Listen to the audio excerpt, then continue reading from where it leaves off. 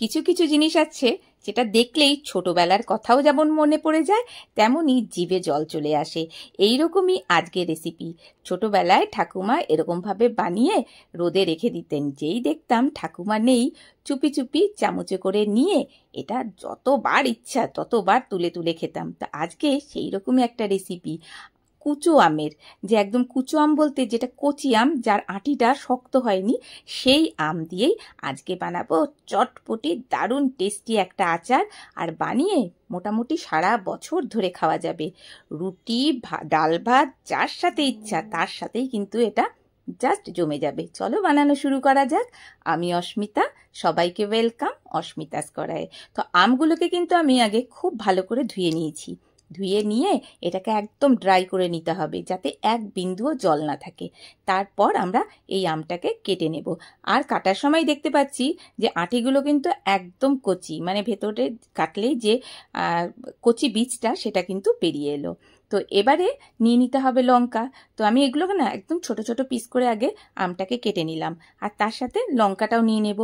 লাল আর সবুজ লঙ্কা নিয়ে নিয়েছি, যেটা দেখতেও ভালো হবে আর খেতে তো অবশ্যই কাঁচা লঙ্কার সাথে কাঁচা আম মানে একদম জমে যাবে।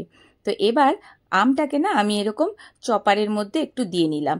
আর যদি চপার না থাকে তাতেও কোনো অসুবিধে নেই, মিক্সির ফার্স্ট ঘরটাকে একটুখানি করে ঘুরিয়ে নিলেই কিন্তু একদম চপ হয়ে যাবে। আর যদি তাও না করতে চাও তাহলে বটি বা ছুরি দিয়েই একদম আরও ঝিরিঝিরি করে কেটে নিলেই এই রকম দেখো চপ হয়ে যাবে। এবার এই রকম ছোট ছোট করে কাটলে কি হবে, কিছুটা মানে দানা দানা বড় থাকবে আর কিছুটা ছোট ছোট থাকবে। সেক্ষেত্রে খেতে ভীষণ ভালো লাগবে, মানে এক সাইজ কিন্তু হবে না। এবারে যে কাঁচা লঙ্কাটা ছিল, কাঁচা লঙ্কাটাকেও আমরা এর মধ্যে দিয়ে নিলাম। তো সেটাকেও তাই একই রকমভাবে একটুখানি চপ করে নেব। আর এটাও চাইলে পরে ওই যে বললাম যেটা হাতে করেও করা যেতে পারে, বা মিক্সিতেও এভাবে একদম চপ করে নেওয়া যেতে পারে। তো এইরকম দেখো হালকা হালকা দানা দানা থাকবে, আবার কতগুলো একদম গোটা গোটা থাকবে। এভাবেই আমরা এটাকে তৈরি করে নেব। তো আমের আচার বলতে আমরা সাধারণত একটু বড় বড় সাইজের সাধারণত কেটে থাকি, কিন্তু কুচো আমের আচার সেটা মানে দুর্দান্ত লাগে খেতে।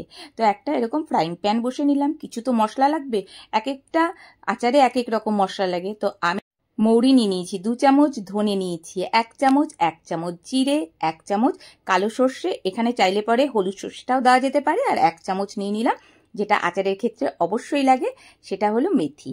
দিয়ে খুব ভালো মতো করে এটাকে একটু রোস্ট করে নিতে হবে, যেমন করে আমরা আচারের মশলা সাধারণত রোস্ট করি। আমের আচারের ক্ষেত্রে কিন্তু সাধারণত এই মশলাগুলোই লাগে। আর মশলা কিন্তু কখনোই আমরা পুড়িয়ে ফেলবো না, তাহলে আচারের পুরো টেস্টটা নষ্ট হয়ে যাবে। তো দেখতেই পাচ্ছ কালারটা যখন ঠিক এইরকম হবে না, সেই সময় আমরা এটাকে নামিয়ে নেব। নিয়ে এটাকে একটুখানি গুঁড়ো করে নিতে হবে। আর গুঁড়োটাও কিন্তু খুব বেশি একদম মিহি গুঁড়ো করব না, জাস্ট এইরকম হালকা দানা দানা থাকবে, সেইভাবে আমরা গুঁড়োটা করে নেব। এরপর নিয়ে নেব সর্ষের তেল। তো এখানে বেশ অনেকটা পরিমাণে সর্ষের তেল আমি নিয়ে নিলাম। যদি মাপে বলি তাহলে আমি এখানে মোটামুটি 200 গ্রামের মতো সর্ষের তেল নিয়ে নিয়েছি। কিচ্ছু করব না, তেলটাকে খুব ভালো করে গরম করে এটাকে জাস্ট ঠান্ডা হওয়ার জন্য কিছুক্ষণের জন্য রেখে দেব। এবার এই তেলটা এখন কিন্তু হালকা হালকা এখনো গরমটা আছে, সেই হালকা গরম অবস্থাতেই আমি কিছু মশলা দেব। তার মধ্যে মেথি দিয়ে দিলাম 1 চামচ, 1 চামচ দিয়ে দেব মৌরি, আর নিয়ে নেব হিং কিছুটা পরিমাণ। হিংয়ের গন্ধটা এই আচারে ভীষণ ভালো লাগে, কাজে হিংটা কিন্তু দিতে হবে। আর এটার কালারটা একটু সুন্দর হওয়ার জন্য এর মধ্যে নিয়ে নিতে হবে কিছুটা পরিমাণ কাশ্মীরি লঙ্কার গুঁড়ো। দিয়ে খুব ভালো মতো করে মিক্সড করে নেব।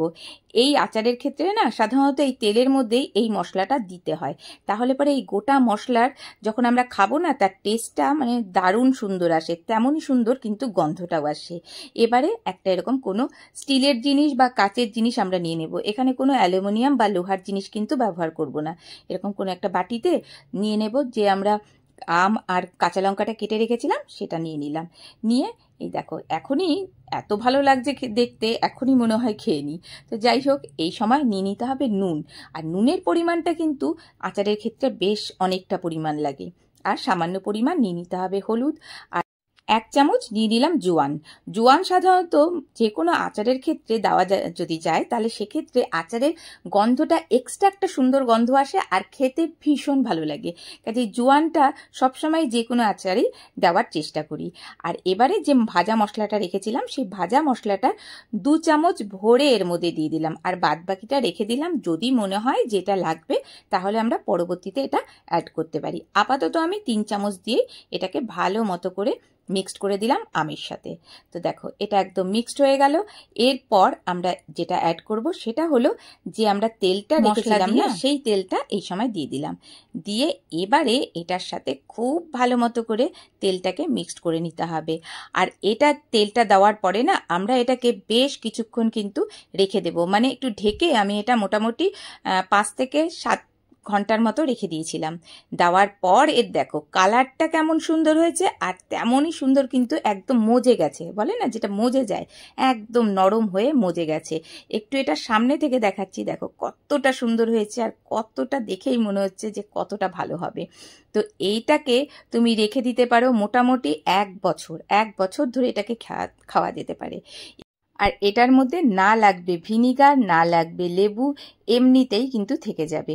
শুধু একটা খেয়াল রাখতে হবে, যেটাই আমরা ইউজ করি তার মধ্যে যেন কোনো রকম জল না থাকে। এই যে আমি চামচটা ইউজ করেছি সেটাও কিন্তু খুব ভালো মতো করে যেটা আগুনে একটুখানি সেঁকে নিয়েছি যাতে 1 ফোঁটাও জল না থাকে।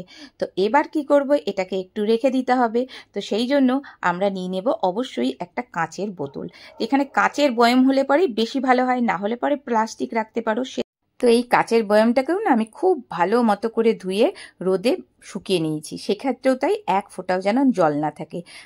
একটা চারকোলকে গরম করে নিয়ে নিয়েছি, তার মধ্যে কয়েক ড্রপস দিয়ে দিলাম ঘি। এবারে যে আমরা যার মধ্যেই রাখবো সেটাকে এরকমভাবে উল্টে একটু ধোয়া দিয়ে নেব, তাহলে পরে এর মধ্যে যদি কোনো জার্মস থাকে তাহলে সেই জার্মসটা একদম চলে যাবে, আর তাহলে পরে আমাদের আচারটা অনেক দিন পর্যন্ত স্টে করবে। তো এই কাজটা অবশ্যই কিন্তু করতে হবে। এরপর আমরা আচারটাকে বয়ামের মধ্যে ভরে নিতে পারি। আর দেখতেই পাচ্ছ কালারটা এত সুন্দর হয়েছে না। তো এটা এরকমভাবে এই অবস্থাতেই এখন খাওয়া যেতে পারে, তবে 3 থেকে 4 দিন যদি এটা রেখে খাওয়া যায় তাহলে সেক্ষেত্রে কিন্তু আরও ভালো হবে। তো আমি এটা রোদে দেব মোটামুটি 1 সপ্তাহ, তাতে করে অনেক দিন পর্যন্ত এটাকে রেখে আমরা খেতে পারবো। তো চলো এটাকে আমি রোদে দিচ্ছি। তো কেমন লাগলো রেসিপিটি জানাতে পারো, ভালো লাগলে একটা লাইক দিতে ভুলো না, আর আমার চ্যানেলটিকে সাবস্ক্রাইব করে রেখো, আর ফেসবুকে ফলো করে। আজকে এ পর্যন্তই, টাটা।